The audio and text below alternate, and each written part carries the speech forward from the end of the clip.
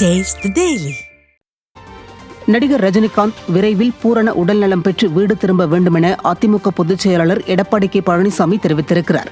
இதுகுறித்து அவர் வெளியிட்டுள்ள அறிக்கையில், மருத்துவமனையில் அனுமதிக்கப்பட்டுள்ள அன்பு சகோதரர் ரஜினிகாந்த் விரைவில் பூரண உடல்நலம் பெற்று வீடு திரும்ப எல்லாம் வல்ல இறைவனை வேண்டுகிறேன் என தெரிவித்துள்ளார்.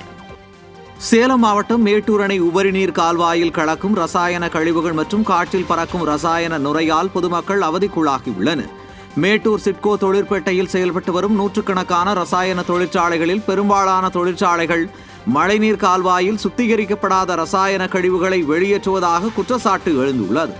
இந்த ரசாயன கழிவுகள் மேட்டூர் அணையின் உபரிநீர் போக்கி கால்வாயில் கலந்து சங்கிலி முனியப்பன் கோவில் அருகே உள்ள காவிரியில் கலப்பதால் குடிநீருடன் நச்சுநீர் கலக்கும் அச்சம் ஏற்பட்டுள்ளது. இந்நிலையில் ரசாயன கழிவுகள் கால்வாயில் சுமார் 10 அடி உயரத்திற்கு நுரை பொங்கி வழிவதால் வீசும் நற்று நுரை காற்று அருகில் உள்ள குடியிருப்புகளுக்கு செல்வதால் மக்களுக்கு நோய் தொற்று ஏற்படும் அபாயம் ஏற்பட்டுள்ளது.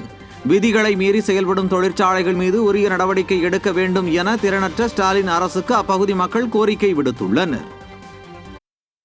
நுரை காற்று மூலம் அக்கம் பக்கம் உள்ள மக்கள் மீது பட்டு தொழுநோய் பல உபாதைகள் ஏற்படுது.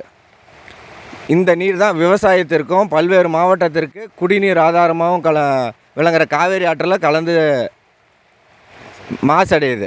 இந்த மாசை ஏற்படுத்தும் அந்த நிறுவனங்கள் மீது அரசாங்கம் உரிய நடவடிக்கை எடுக்க வேண்டும்.